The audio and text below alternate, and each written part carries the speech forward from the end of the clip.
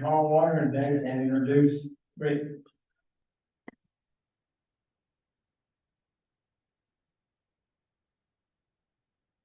You know, I've been very fortunate in my career to have worked with, I think, some of the finest journalists, well, certainly in our country. And when I was at Fox, I read Bear and Rick Hume, and the late Tony Snow was a really good friend.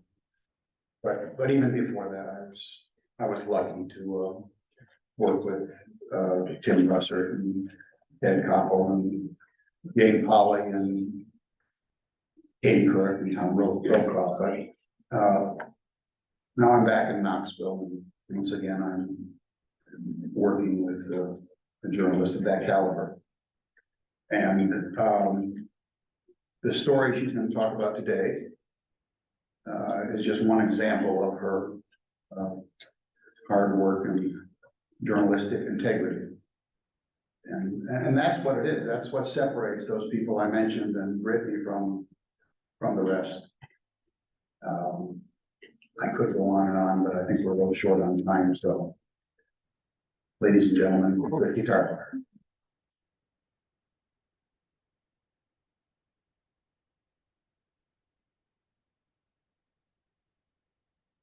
Thank you, Dave.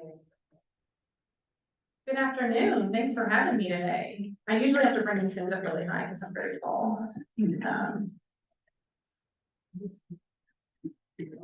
I appreciate all of you having me in today, and Dave, you're very kind and very generous for those words. When Dave and I talked about coming and meeting with you all, I thought, well, I am really not that interesting. I don't have a lot that I can share in my personal story and throughout my career, and I kind of leaned into that a little bit more. And I thought, well, that's kind of the point of what I do. In my career as a journalist, I get to share the stories of other interesting people and people who are doing great things and people who are being courageous. So it's kind of a good thing that I'm not personally all that interested. And I think finding those great stories really comes down to just paying attention. And the first time I was tasked with paying attention to my surroundings, to finding those interesting stories, was about 15 years ago when I was sitting in a sports writing class with my friend Brooks Clark over there. We were tasked with telling a feature story, and I was a swimmer. I was on the swim team at Tennessee at the time, and there was a guy who came into town. He was also a pretty good swimmer, and I thought, you know what? He's pretty cute, so I'm going to find a good story in him. And I met him at Panera and did a feature story on David Tarwater, and we are now married and have 2 children. So it's a true story, but that's not the story that I'm here to talk about today. This story that I would like to share with you all today was a story that I thought was not getting enough attention. So I decided to dig into this a little bit further, and it's partially not discussed all that much because it's a story from 4 decades ago, but also because most of the people involved in the story really did not talk about it. They didn't want to share the story of their own courage going back 40 years in Tennessee history and an important piece of Tennessee politics. And I called this story, it started as a minute 30 news story, just a typical story that we get on the air, and one person saying yes to doing the interview. And it turned into an almost hour-long documentary that I made Dave Lindstrom watch over and over and over again, and made small changes, and he had to watch the whole thing over and over again. But I called it A Tennessee Waltz, Ray Blanton's Last Dance. And I thought about the first piece of that title, and I called it A Tennessee Waltz because I think in a dance, you have 2 people who have opposite but equal viewpoints coming together, and when they work in tandem, they can create something that is quite beautiful. So in this story here, the dance partners are Tennessee Democrats and Tennessee Republicans from the early 70s. So I'm going to show you just the first couple of minutes of this story, because again, it's an hour long, and I will spare you that time. But just this is the introduction to that story.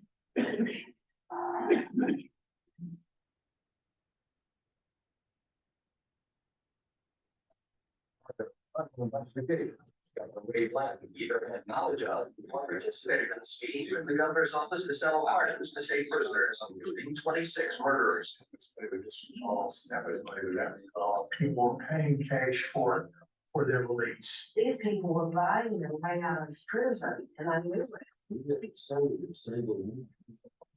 We pay Skip Ray, James Earl Ray was in prison for killing Martin. Are you gonna be signing the commutations today? Rather by Stacy. Is 99 years for first degree murder by Dr. Ray Blanton. It was like costing a National Academy of like the youngsters office was involved in the killing.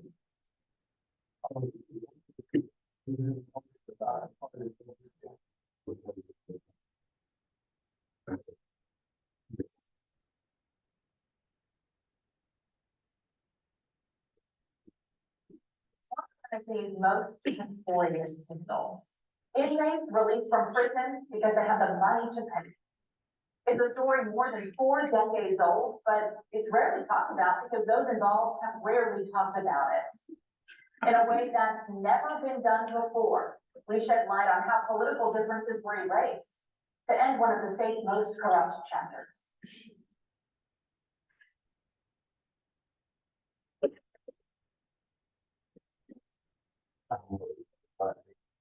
No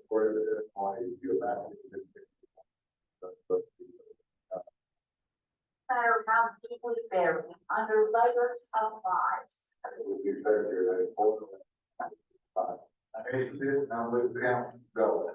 The truth almost always comes out.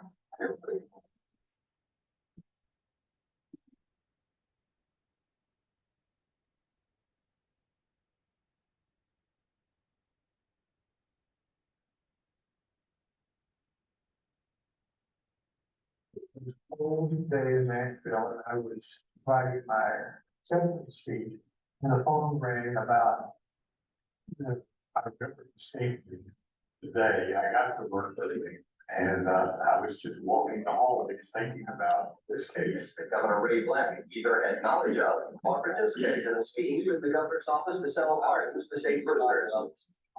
To this day, then U.S. Attorney Hal Harden and Governor-elect Lamar Alexander try not to think about January 17th, 1979. But it's a hard day to forget. I decided that I would call on. The secretary said, Hal Harden wants to talk. I'm not calling you as the United States Attorney. I'm calling you in Tennessee, who's got some knowledge that I think you need to know. Governor Brett has promised to pardon at least 6 other inmates. Blanton was considering other unapproved releases. Governor Blanton was about to release from custody some prisoners who were the subject of a federal grand jury investigation. There have been federal charges Blanton's administration took bribes for the pardon. So Lamar, I'm calling you seriously to ask you to take office early. The FBI has evidence that Governor Blanton is about to release a large number of prisoners who paid cash to obtain their release, including one big name, he said. Some people speculate that might be James Earl Ray, who is in prison for killing Martin Luther King. The apostle of nonviolence in the civil rights movement has been shot to death in Memphis, Tennessee. And so I set about spending the entire afternoon trying to think about how can we accomplish this coup in a way that's most appropriate, which has never been done before, as far as I'm So that's the first couple of minutes of, like I said, an hour-long story. So I'll unpack a little bit of that and talk about why I think that's significant and fill you in on the clip notes with the rest of what happened.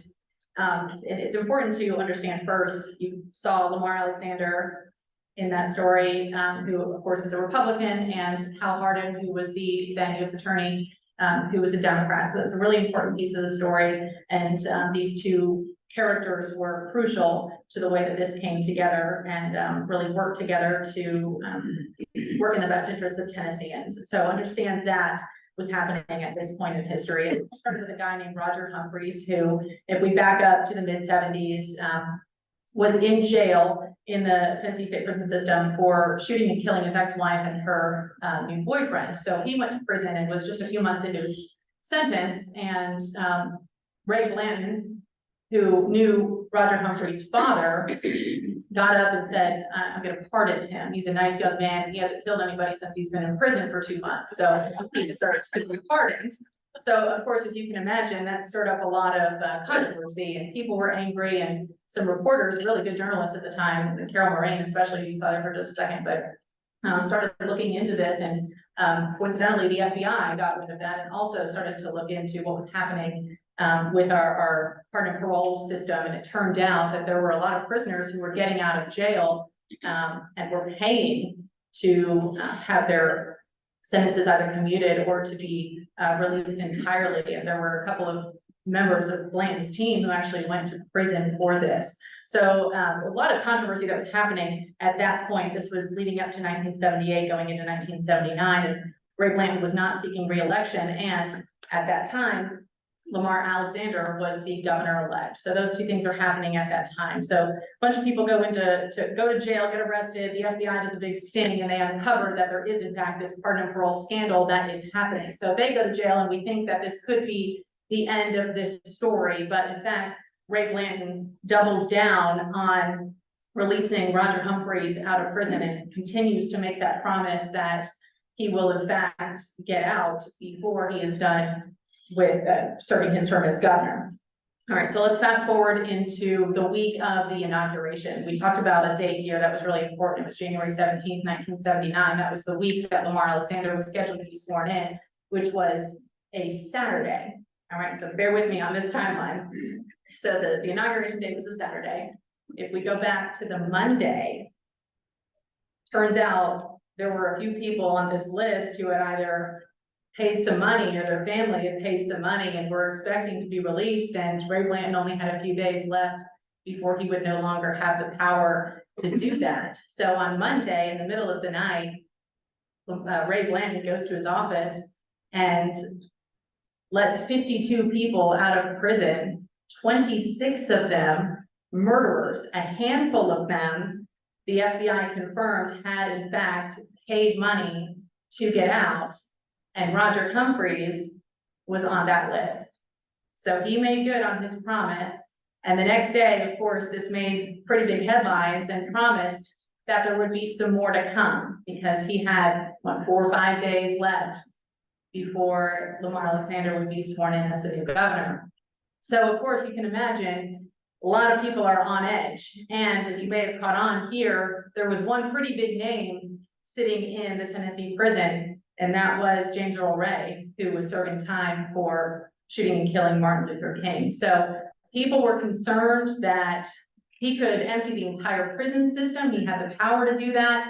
People were very concerned that James Earl Ray could be on that list. So Tennessee Democrats, some high-ranking Democrats, thought, we've got to do something to stop this from happening. So they got together in a hotel room in secret and figured out, how are we going to get this guy out of office and bring in the new governor early to stop this from happening at great risk to their own reputation, to their own careers, and to their own party. So they met in secret and figured out a way to make this happen. Some really brave people got together and thought, at the risk of what could be an advantage for me personally, we need to do this in order to keep the people safe and to give the people of Tennessee what they deserve. So that's what they did.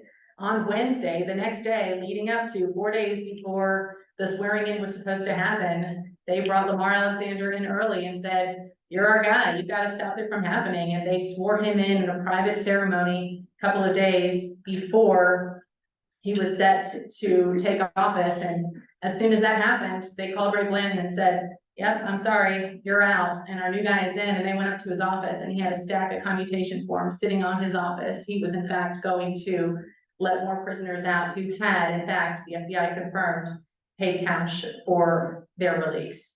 So a really interesting story, and that's just kind of the clip notes. You feel free to go back and watch it if you'd like to, but I think the big takeaway here is that there was a really interesting political and personal discourse that was happening here, which really made people step aside from their own personal gain, from their own career trajectory. I mean, think about what could have happened here. I mean, a number of things could have happened. These careers could have been over in an instant, and people risked it all and decided that this doesn't matter. What really matters is coming together and figuring out what's going to be the best move for the people who we have dedicated to serve. And I think that lesson, not just politically, but that really carries into all of the different aspects of our lives personally, and our own careers and our own decisions, and just our own willingness to have those conversations and to listen to other people, and to kind of going back to the title of this, have that dance where you come together and figure out what the best move is, not just for you, but for the people around you. So that really, I thought, was the big takeaway. Just doing the right thing and being courageous was the big takeaway here from what this story was 40 years ago, and a good reminder that we can carry that into today. And this was a really interesting story for me, just personally. I worked on it over the course of 3 years. We started this in 2020, 3 years. It took Lamar Alexander saying yes to doing this interview. And he told me several times that he had never spoken about this publicly because he wanted to put it behind him. This was not a moment he said he was proud of. This was a moment that he said was the right thing to do for the state. So he hadn't talked about it, and Hal Harden hadn't talked about it. And a lot of the people who were involved in the story just never talked about it. And I think because of that, it got forgotten. And I just think that it's a really important lesson for us all to remember even today. So several trips to Nashville, several people convincing to say yes to this story, a lot of legal hangups, video sharing, like all the hurdles to get the story together. But I'm really proud of the way that it came together, and for our station for supporting this project over so many years and dedicating an hour to getting this story out there, and hoping that this message will be heard loud and clear. So that's the story. I'm happy to talk about this any further and to answer any questions that you may have. How much money? What do we, is there a?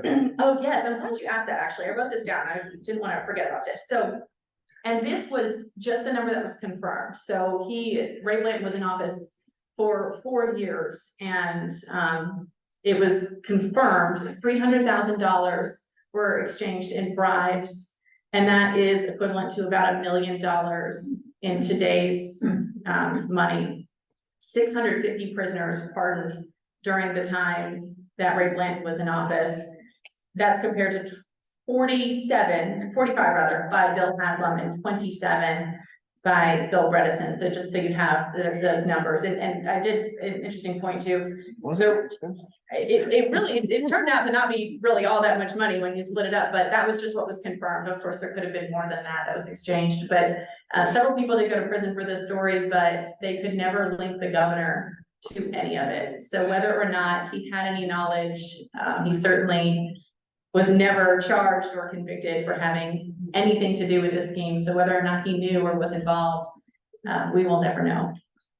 How many people went to prison? There were 3 people who actually served time in prison, and then there were others who were connected along the way. In fact, like this story just 40 years ago, but there's still so much life to it. Even last summer, there was one person who was connected to, back up, 40 years ago, there was a criminal turned FBI informant who was feeding information to the authorities about this case, and he was found shot to death inside his business. And that was linked to a murder for hire out of the governor's office. And that was closed. That person is no longer living, but they said if he would have been living, he would have been charged with it. That was last summer. So the story continues to breathe life even 40 years later. Yes. Of the people that went to prison, I would think that bribing your way out of prison is a crime. Were they able to send some of them back where they belonged on a new charge? So some of them they were able to, and some of them that paperwork hadn't quite been processed and they were able to stop it. But then some of them, like Roger Humphreys, that nobody on the record has ever seen or heard from him since then. I've tried to track him down, but have not been able to find him. So some of them, a lot of them went on their way. Where do we watch this? I wanna see the whole Yeah, show. well, thank you. There, do you want me to do that? Okay, we'll send it out. Thank you. Oh, wow. Yes, thank you. Did Lamar ever speak to being 39 years old? when He this was very happening? young. He was very, very young when this happened. Yes, he was 39, Hal Harden was 38. So that took a lot of guts to be able to do that. Mhm. One more. Was James Earl Ray in the stack? He was not in the stack. He was not in the stack. There were some other pretty bad guys in there, but it was not James Earl Ray. That was never confirmed. But they do have it on an undercover tape that if I ever find it, I will put it out there and I will show it to you. But there's some recollection of audio recordings where they said, how much would James Earl Ray be? And they said, I don't know if we can pardon him, but for $100,000, we'll help him escape. Oh, my God. Yeah. Quickly tell Speaker of the House, Ned McWhorter, Democrat, they had to all come together, but he shines in the whole thing. Yes, he very much does, and he's a part of our story as well. It took a lot, there were 4 or 5 different Democrats, and McWhorter being one of them, who came out, and I think he was the one who said, takes a lot more, some people have more guts than brains to be able to do something like that. I think that was his quote. But yes, he was definitely one of the ones who stood up and said, not here, not in Tennessee. One more. In your documentary, do you give the names of the people who came together in this case? Yes, And there's temporary. 5, between 5 and 6. So it's a little bit interesting because of everyone's position. Some people like Lamar Alexander didn't want to be in the room when it was being discussed, but he was a part of it. So it's a little bit tricky, but yes, all of that is outlined. Did this show win awards? It should have. I appreciate that. Thank you. Yeah.